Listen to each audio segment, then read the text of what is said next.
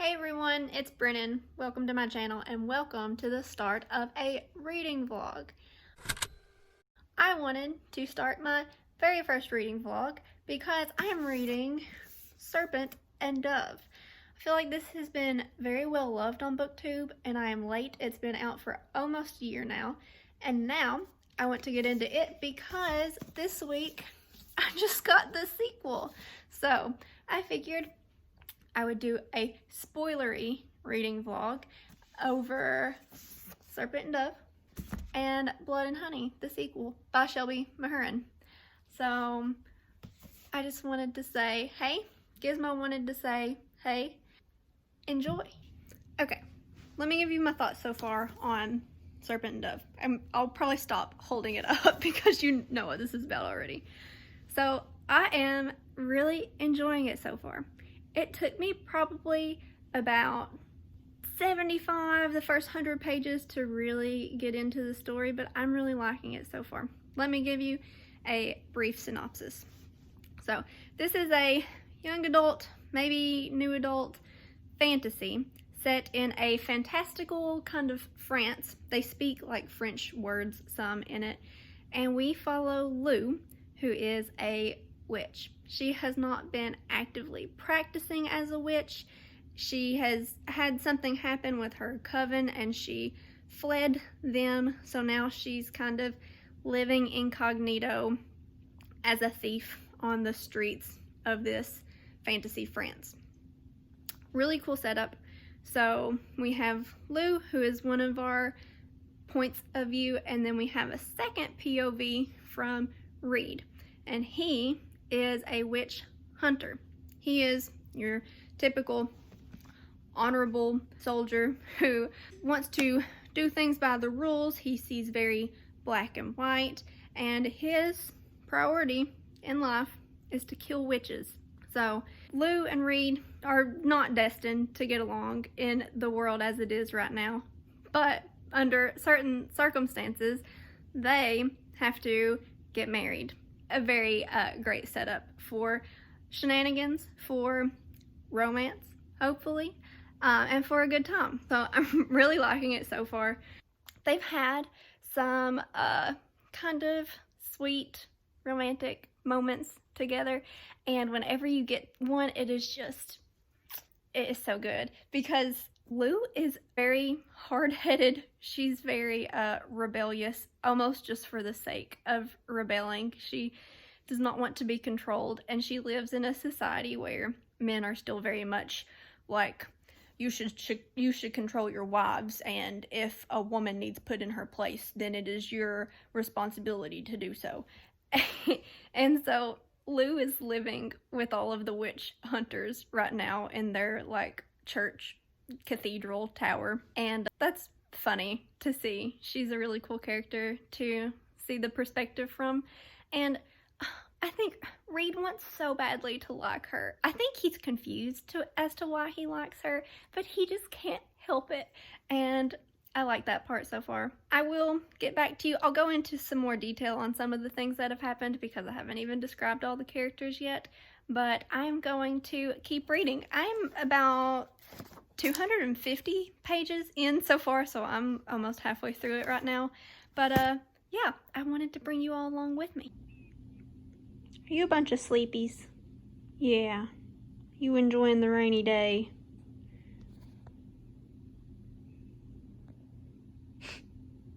Bone apple tea. Having breakfast for lunch. Gizmo's interested. Is it weird that I put vinegar on my avocado toast? I feel like it just really elevates it. I like pickled onions on it, so I think that's why I like to put vinegar on it when I'm lazy and don't make pickled onions. Hello.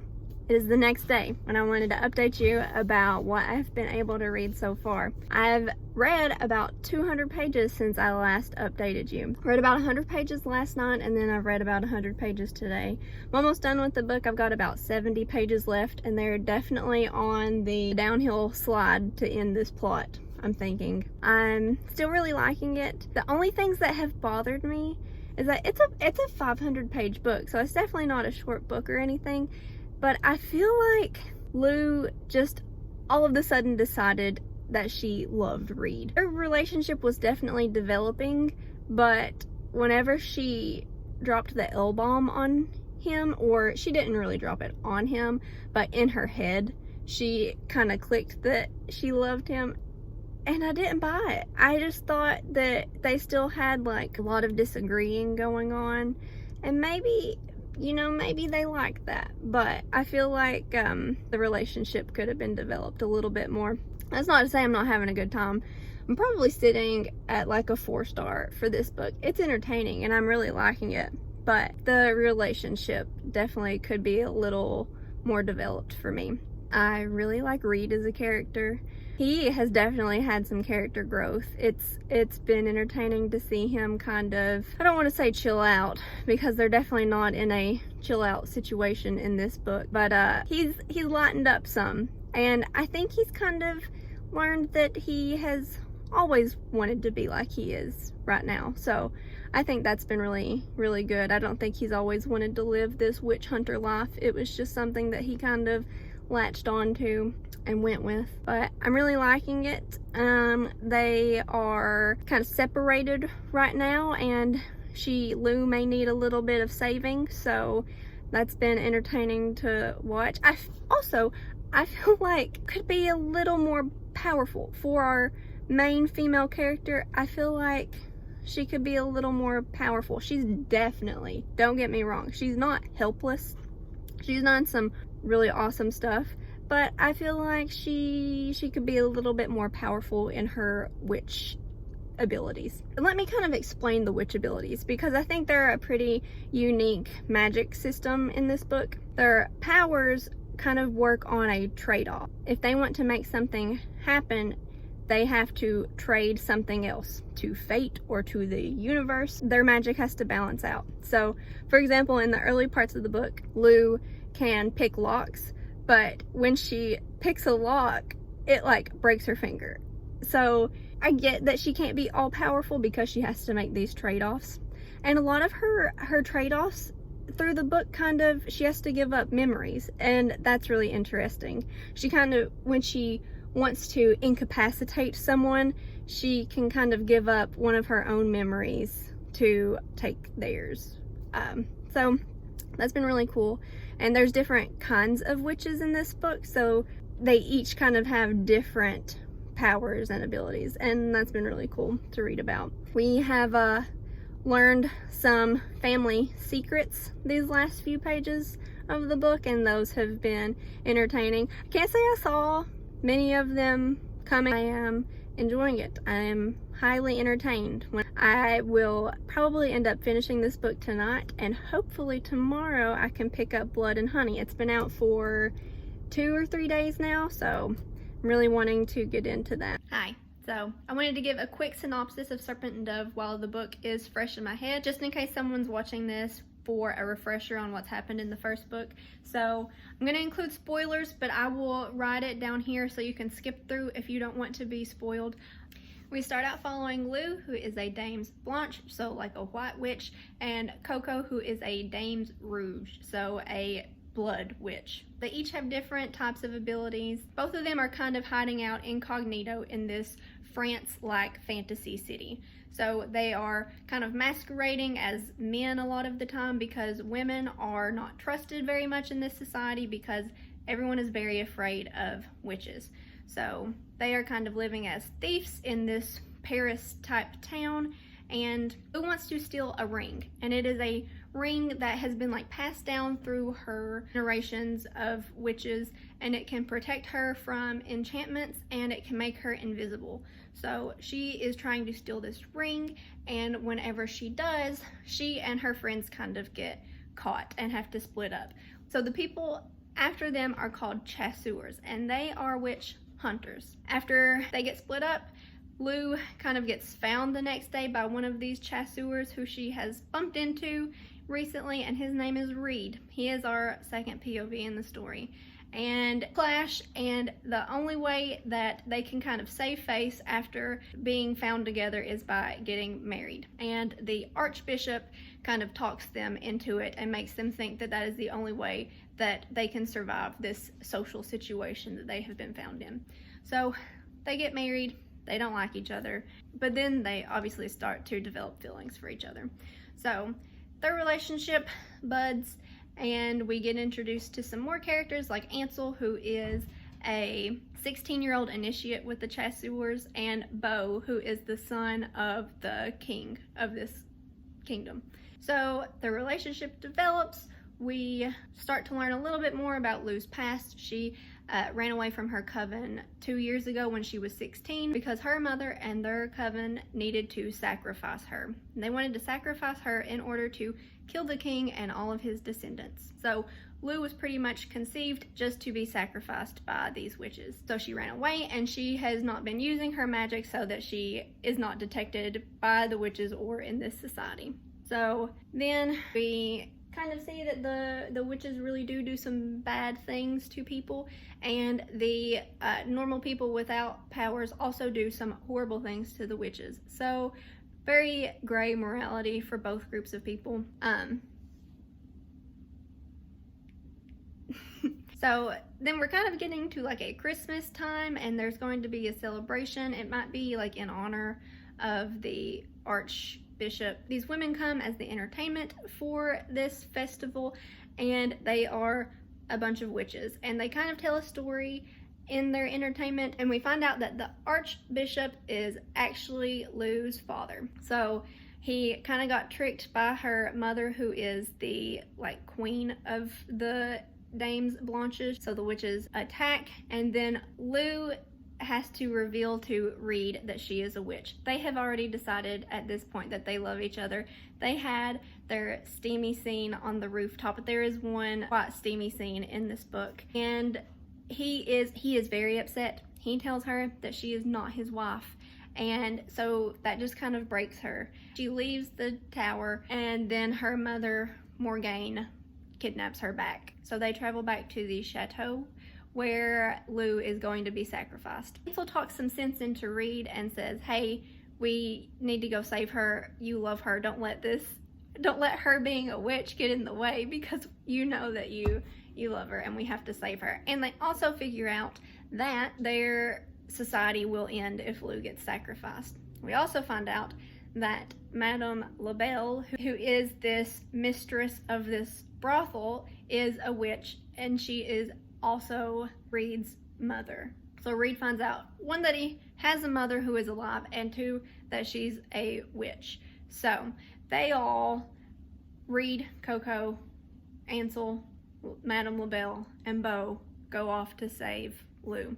They get to the chateau on the day that Lu is to be sacrificed. They kind of develop a plan, but to me it was not a plan because no one else was in on it except Madame LaBelle.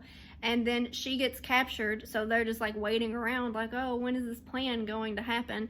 And then you find out that Madame LaBelle has been captured by Morgane, and then she stabs her in the chest, so you think she's dead. And then Reed attacks Morgane, but then one of the witches brings out the Archbishop, who has also been kidnapped, and is kind of threatening Reed with killing him if he doesn't let them sacrifice Lu. So Lu actually gets her throat slashed by her mother, and she is dying. And Reed sees this tendril of magic that connects Lu to the Archbishop. So Reed murders the Archbishop, and you find out that Reed actually has magic. So he murders the Archbishop, this man who has raised him since he was found in a garbage can as a baby. And so he murders him to save his witch wife, Lu. And then they escape, but the Chasseurs saw Reed murder the Archbishop, so they are enemies now. And Morgane is still alive, so she's still an enemy. So they all escape. Madame LaBelle is not dead. They kind of save her. Then the book ends with Lu, Reed, Coco, Madame LaBelle, Bo, and Ansel in the woods, kind of deciding what to do next. And that is exactly where the second book, Blood and Honey, picks up. So the plot continues, and I will let you know how it goes in the second book. Good afternoon, happy Labor Day if you're in the US, and if you're not, then happy first Monday in September. I wanted to update you because I started Blood and Honey last night. I am literally 30 pages into this book, but we're picking up exactly where we left off in the first book, like maybe the next day, maybe a couple hours later. So they are dealing with the fallout of the events of Serpent and Dove. So I hope it all works out.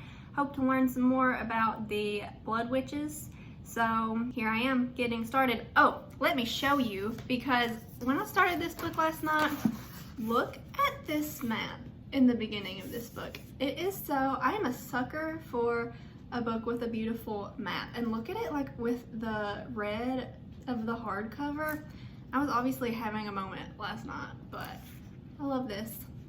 A sign of a good fantasy book is a beautiful map. Hi, wanted to give you an update on Blood and Honey because I am struggling through the first 100 pages. I don't know if it's moving slowly, but I feel like all they've done in these first 100 pages is just argue with each other. I feel like I'm watching the news when there are like 6 different screens and everyone is just arguing with each other and none of their points matter. Reed is trying to avoid his relationship with Lou, and really, let's be honest, that's why I'm here. I want some romance, I want some magic, and they're all just trying to avoid that right now. But I'm trucking along, I suppose. So I'm going to read some more tonight. Just wanted to update you on my first thoughts in these first few pages. I'm like 90 pages in.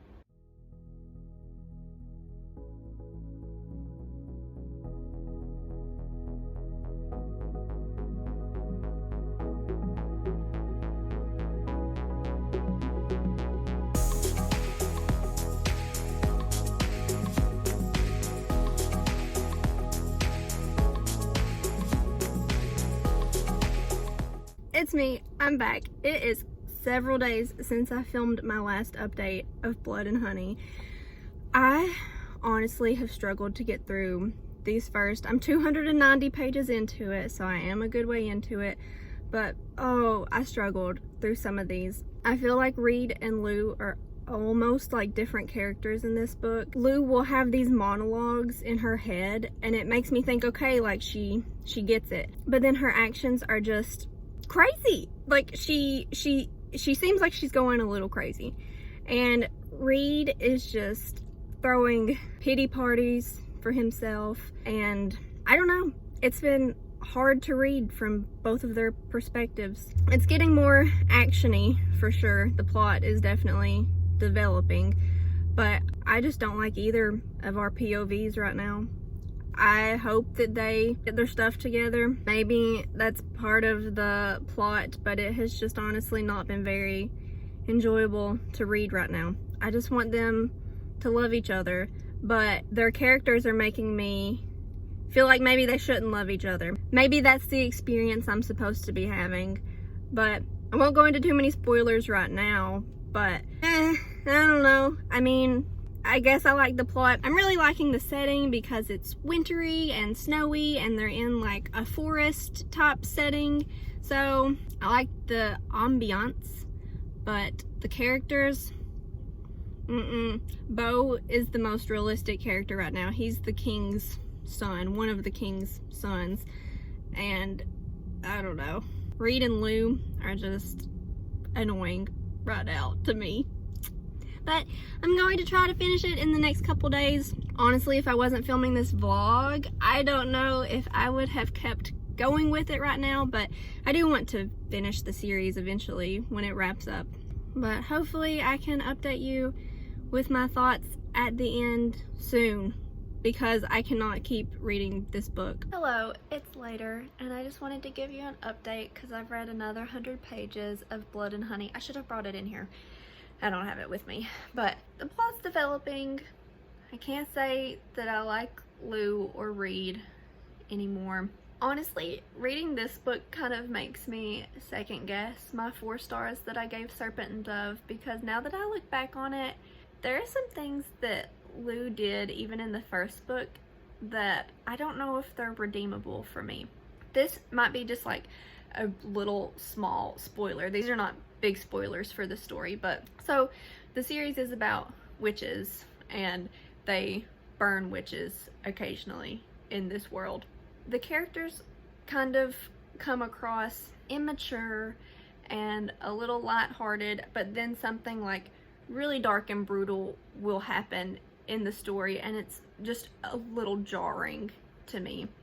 So this little spoiler I was talking about, in the first book they burn a witch, and it's kind of Lou's fault that they burn this witch because she recognizes Lou, and Lou just kind of lets her get thrown under the bus, and she gets burned at the stake.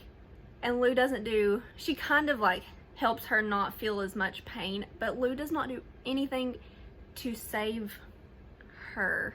And now that I'm like thinking about it, I don't know if I could forgive Lou for that. But also what just happened that made me think of that in the second book is that Lou runs into one of her childhood friends who's named Manon, which I don't like because Manon is a witch in Throne of Glass, and I don't like that that name gets reused in the young adult fantasy world. I don't know. That's nitpicky of me. But Lou runs into her childhood friend Manon, who is like now Lou's enemy. And Manon is like having to murder this guy that she loves. And Lou is just standing by and doesn't do anything. And I just felt like that would have been a good time for her to like save someone. I don't know. Maybe I just don't relate to Lou at all, but she just comes across so immature to me and selfish, and I just don't enjoy her as a character. I'm sorry.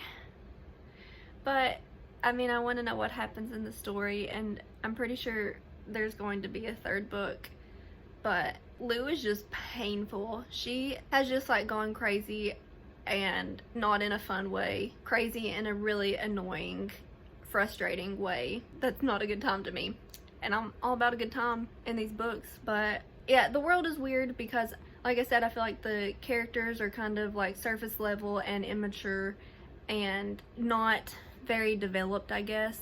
But then these like really dark things will happen in the plot, and it just like they don't coincide with each other to me, the characters and the plot. But I really want to finish this book because I really want to be done reading it.